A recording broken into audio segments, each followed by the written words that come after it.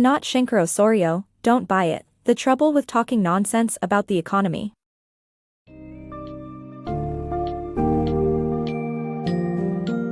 Embark on a journey to unravel the powerful role of language in shaping our understanding of socioeconomic issues, particularly with regard to the 2007 financial crisis and its aftermath.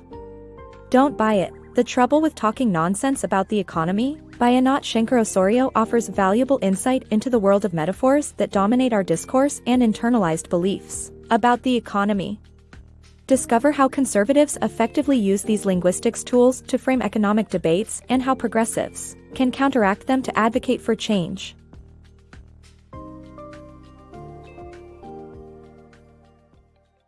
Roots of wealth inequality.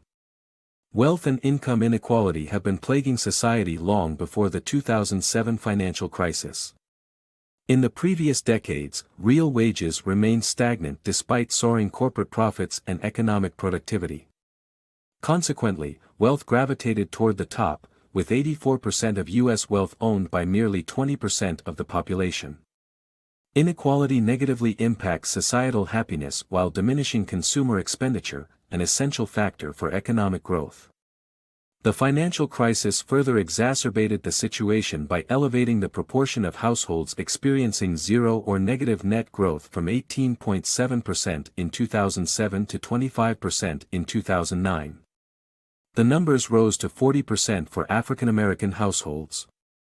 The middle and low-income families were denied federal assistance, while the financial sector received government bailouts, spotlighting the crushing financial burden on average American households. Post-crisis, progress versus conservatives. The 2007 financial crisis amplified economic issues in the U.S. while raising awareness about income inequality and injustice. Public interest in political and economic topics surged, with attention shifting towards progressive academics and experts.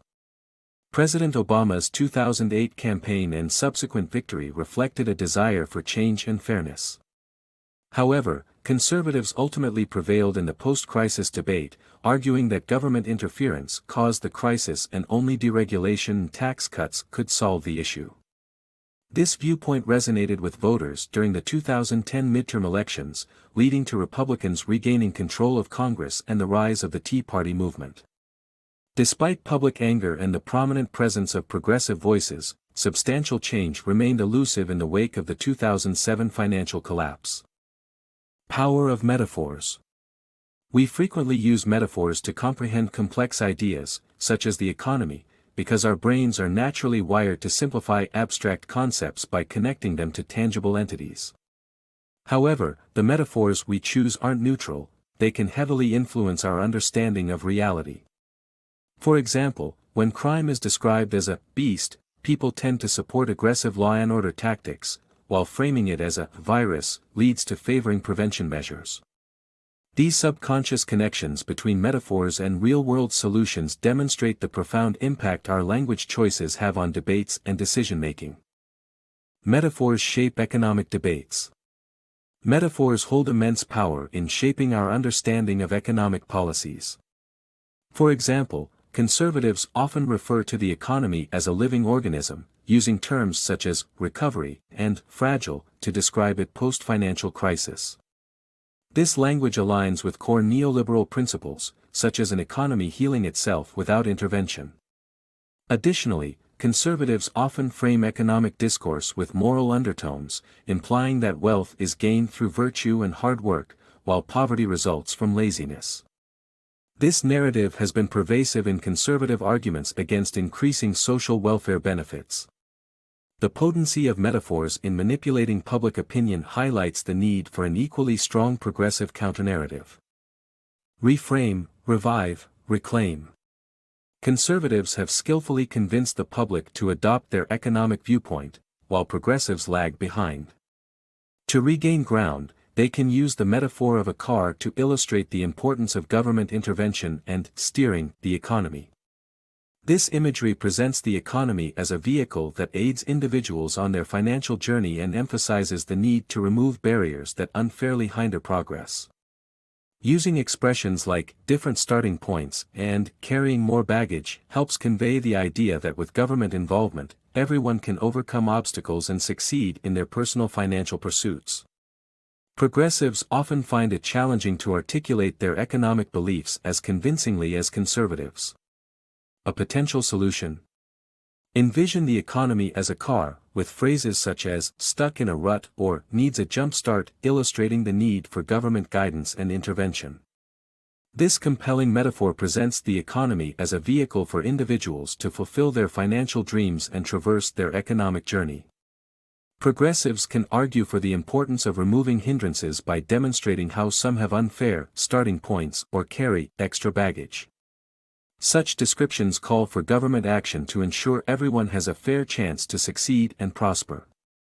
By adopting the car metaphor and using powerful phrases, progressives can create a compelling narrative to promote a more inclusive and equitable economic system.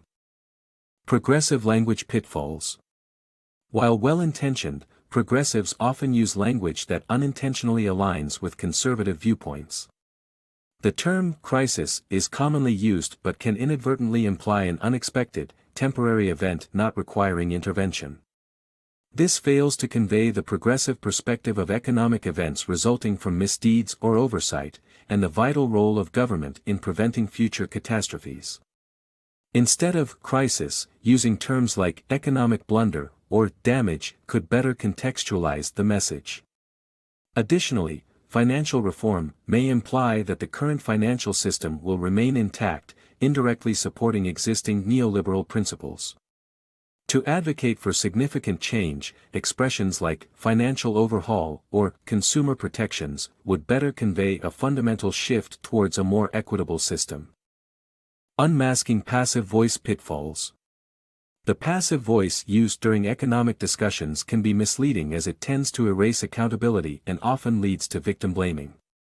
It is crucial to be aware of this linguistic practice and strive for active language that holds individuals responsible for their actions, especially in cases involving financial institutions and disastrous events.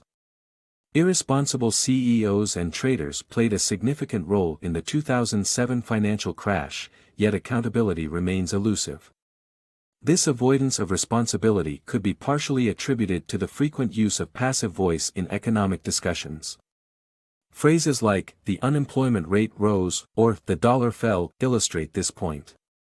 Passive language suggests that negative events occur spontaneously, concealing the fact that poor decisions and bad behavior often cause them. For instance, the dollar didn't simply fall, it was the result of specific choices made by economists and politicians. When passive language prevails, it becomes easier for people to shirk responsibility for their actions. Furthermore, the passive voice benefits financial institutions as it allows them to exploit vulnerable populations without fear of repercussion. For example, the phrase, "people are losing their homes," shifts focus away from the banks that actively took their properties. The use of passive language also carries the added danger of reducing public empathy. Our brains instinctively search for causal links between actions and consequences. As such, unclear language can inadvertently place blame on those who suffer the consequences of others' decisions. This results in an unfortunate cycle of victim blaming. To create better understanding and promote accountability, it is vital to replace passive language with active voice. In doing so, we can lay bare the individuals and institutions responsible for causing harm, ensuring that justice is served and that lessons are learned from past mistakes. Shifting language, transforming perspectives. The increasing inequality in the United States and stagnating social mobility contradict the classic American dream. Yet, Americans hold on to this unwavering belief, and the primary reason is the language used to describe the situation. Phrases like top/bottom 20% and metaphors associated with vertical height are problematic, as they subtly promote conservative notions of hierarchy and deservedness. To shift the perspective, progressives should use terms like imbalances or barriers that emphasize the structural causes of inequality and underscore that it is a changeable, human-made phenomenon. This framing assigns responsibility to those at the top and highlights the potential to dismantle these barriers, as demonstrated by Martin Luther King, Jr. in the 1960s civil rights movement.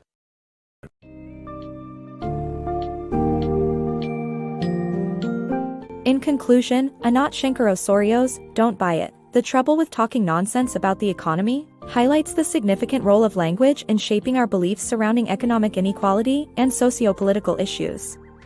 Shenker-Osorio emphasizes the impact of metaphors, which conservatives have strategically utilized to dominate public discourse about economic issues. It encourages progressives to reframe economic debates by employing alternative language and metaphors to challenge the prevailing narratives about wealth and fairness in our society. Reframing debates empowers progressives to promote change, ultimately resulting in a more equitable society.